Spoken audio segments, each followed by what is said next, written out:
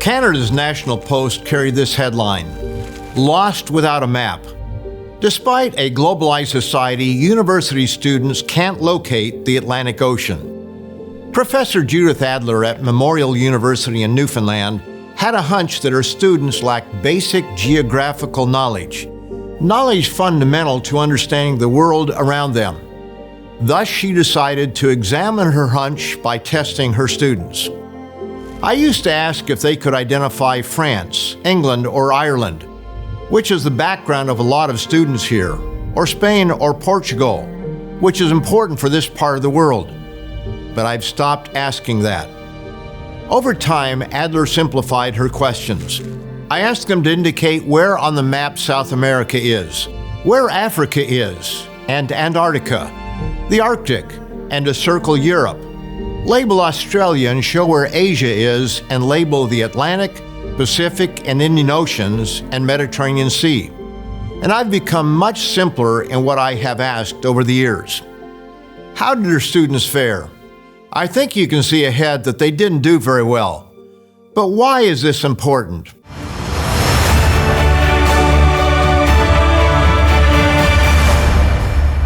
A warm welcome to all of you from all of us here at Tomorrow's World. Professor and sociologist Judith Adler of Memorial University of Newfoundland began giving her students geography quizzes when she perceived that their understanding of the world in which they lived was lacking. So how did they do? A sizable proportion of the class would reliably have no idea where the Mediterranean is. Some students would circle Africa and indicate that it's Europe. And if asked to locate England and Ireland, they would put them in Africa. I've had students that aren't able to correctly label the Atlantic Ocean, even though we are on it. Man-on-the-street interviews in the United States indicate Americans are equally ignorant of the real world around them. Some confuse cities as states and show virtually no understanding of geography, much less history.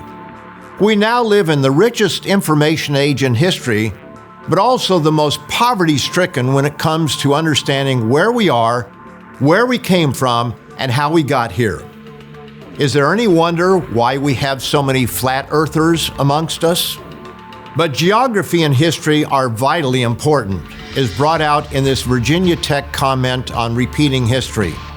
Variations on the repeating history theme appear alongside debates about attribution. Irish statesman Edmund Burke is often misquoted as having said, "Those who don't know history are destined to repeat it." Spanish philosopher George Santayana is credited with the aphorism, "Those who cannot remember the past are condemned to repeat it," while British statesman Winston Churchill wrote, "Those that fail to learn from history are doomed to repeat it." One lesson of history is that empires rise and fall. The fall of the Roman Empire is one of the most studied lessons of history and has important warnings for America in particular and the West in general. Because one lesson of history is that power abhors a vacuum. When America falls, as it surely is in the process of doing, unless it turns and goes a different direction, another power will fill the vacuum, and it may not be, in fact, will not be so benevolent according to Bible prophecy. Whole books have been written about the collapse of the Roman Empire, and historians agree that its collapse had no single cause. Instead, it was the result of a series of internal and external forces occurring over decades, which pulled the fabric of the empire apart, ending a power that ruled for more than 5 centuries. Mass migration from outside the empire is often cited as a primary cause. One of the most obvious reasons for the downfall of Rome was the relentless and seemingly endless waves of migration and invasions from the barbarian tribes that bordered Rome's northern frontiers. In the early days of the empire, Roman legions were able to repel barbarian tribes with relative ease. But this started to change towards the end of the 2nd century CE. A particularly destructive migration took place in the late 4th century when Eurasian Huns invaded Europe. driving Germanic tribes to the borders of the empire. The Romans grudgingly allowed members of the Visigoth tribe to cross south of the Danube and into the safety of Roman territory. The parallels of mass migration into the Roman Empire from the north and the literal invasion of illegals on the U.S. southern border ought to be a wake-up call for America. But politics is apparently more important than preserving the country. In fiscal year 2020, that is October through September, there were more than 458,000 border encounters with illegals. These were those who were caught or who simply crossed illegally into the country and turned themselves in, claiming asylum. In 2021, this number rose to nearly 1,735,000, and in 2022 to a staggering 2,378,944. In October and November, the first 2 months of fiscal 2023, and the latest figures available at the time of this recording, there were 231,294 and 233,740 respectively. This goes beyond politics, my friends. It strikes at the heart of the question of whether a country can survive with what is clearly an open border policy. History holds many lessons for modern man, but if history teaches us anything, it is that we never learn from it. Sadly, today many don't even know history. How many understand how the Roman Empire has been revived 6 times since its fall in 476 AD? And according to Bible prophecy, it will revive one last time. And that final restoration is destined to bring the world to the edge of cosmocide. History.com lists other reasons for Rome's collapse in addition to mass migration. Some of these reasons were overexpansion and military overspending, government corruption and political instability, and Christianity and the loss of traditional values. Now, that last reason may surprise you. How could Christianity be an empire killer? In a high school and college history book, first published in 1909, P.V.N. Myers explains how Christianity, falsely so called, contributed to the loss of respect for the institution of the Roman family and the resulting decline in birth rate.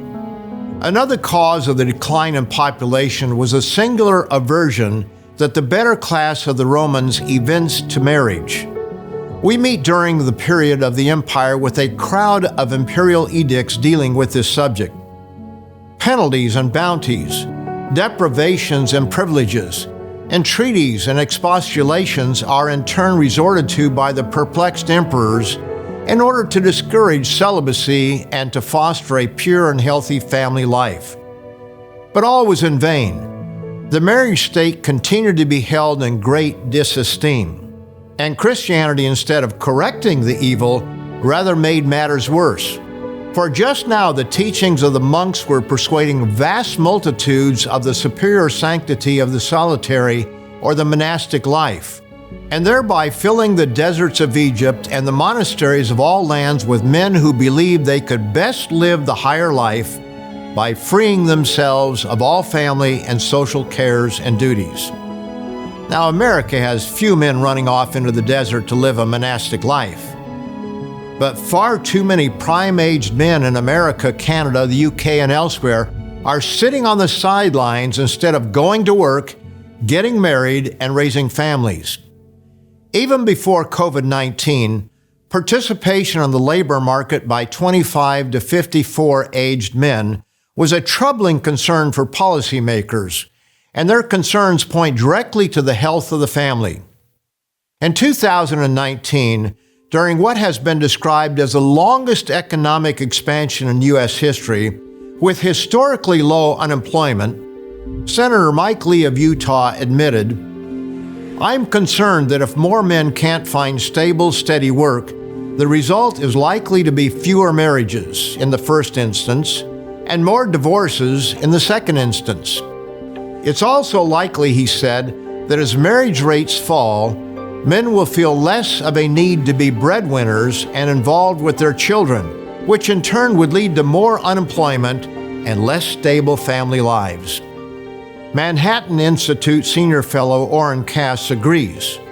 There is a downward spiral regarding work and the stability of the family unit. When one is negatively impacted, so is the other. Work, especially for men, helps establish and preserve families. Where fewer men work, fewer marriages form. Unemployment doubles the risk of divorce, and male joblessness appears to be the primary culprit, he said.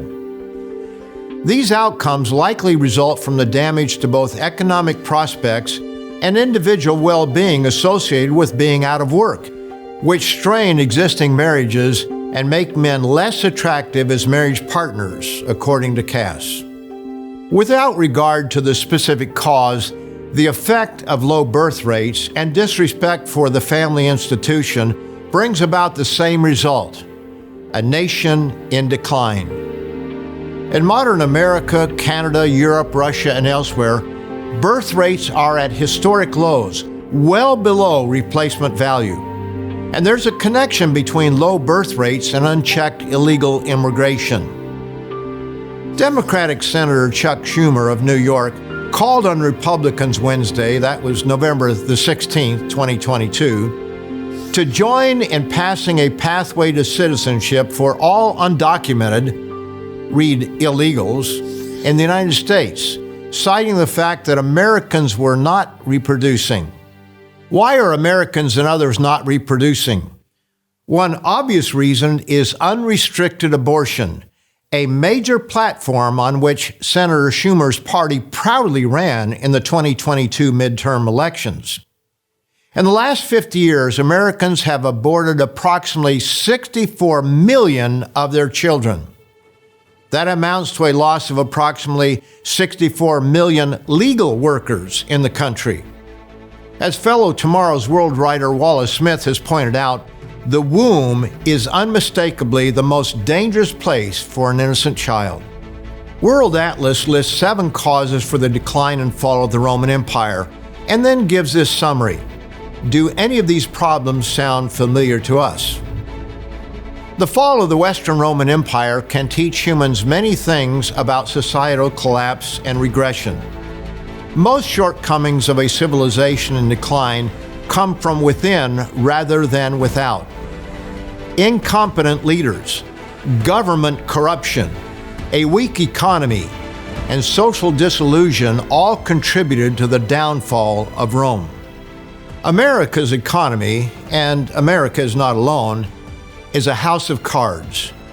Can anyone comprehend a national debt of $31 trillion? As one pundit pointed out, if you spend $1 million a day, it will take just short of 3,000 years to reach $1 trillion. During the COVID lockdowns, the United States, Canada, and many other countries gave away, quote, free money. The result? The self-inflicted wound of inflation. We were all too happy to receive it, but what people fail to realize is that we will have to pay back every penny and more through inflation. And who does inflation hurt the most?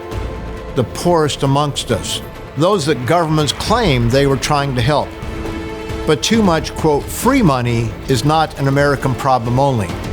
According to inflationdata.com, it's not just the United States that is suffering from high inflation. Countries worldwide are experiencing higher than average inflation. This is partially due to the global pandemic, but even more the result of the actions taken by central banks in response to the pandemic. Why is it that mankind never seems to learn from the past? Part of the answer is that nations become complacent, self-indulgent, and frankly are too uneducated to know the past. As Nicholas Claremont wrote for BigThink.com, history shows that both those who do not learn history and those who do learn history are doomed to repeat it. He went on to explain, according to Santayana's philosophy, history repeats. The phrasing itself certainly is catchy. It's a big one, not only because it is so common, but also because if it is true, And if history, driven by human nature, is ugly, hint it is, then this saying ought to guide our public and private policy. Now, I'll add, more importantly, understanding that history is driven by human nature ought to guide more than public and private policy. It ought to guide our behavior. For as Claremont rightfully implies, knowing history and acting on that knowledge are not the same. And the reason we fail to learn from history is human nature. And that brings us to a different kind of history book, one that deals with human nature. The Bible is fundamentally a history book. It gives us wise and loving instructions from our Creator. It records how mankind has rejected those instructions and the tragic results of that rejection. One of the great lessons is that when people hurt badly enough, they often turn to God for relief, only to turn back to the old ways once relief comes. It's a soldier's foxhole prayer that is quickly forgotten. 2 world wars should have sobered mankind, but sadly, as late Soviet President Mikhail Gorbachev wrote in an opinion piece for Time magazine, politicians and military leaders sound increasingly belligerent and defense doctrines more dangerous. Commentators and TV personalities are joining the bellicose chorus. It all looks as if the world is preparing for war. This was published January 26, 2017, 5 years prior to Russia's invasion of Ukraine.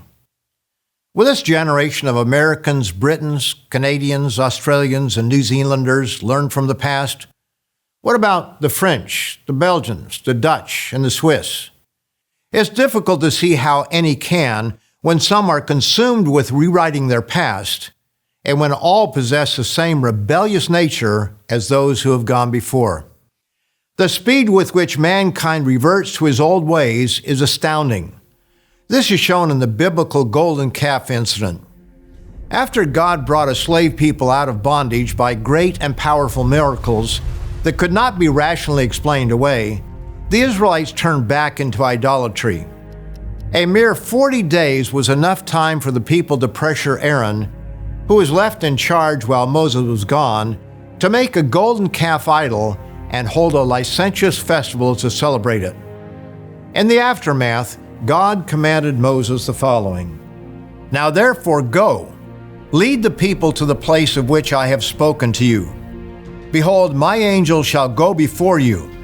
Nevertheless, in the day when I visit for punishment, I will visit punishment upon them for their sin." Dennis Prager makes this observation about this verse and humanity's shallow understanding of the God of the Bible. In modern times, with its psychological and therapeutic mindset, many people tend to think of God as a loving therapist who is always there to listen, to understand, and most importantly, not to judge us. This verse reminds us that above all, the God of the Torah is a moral judge. He demands certain behavior and holds people accountable when they fail to live accordingly. The Bible is the greatest and most important history book ever written. But as with history in general, far too many in this generation are devoid of historical perspective.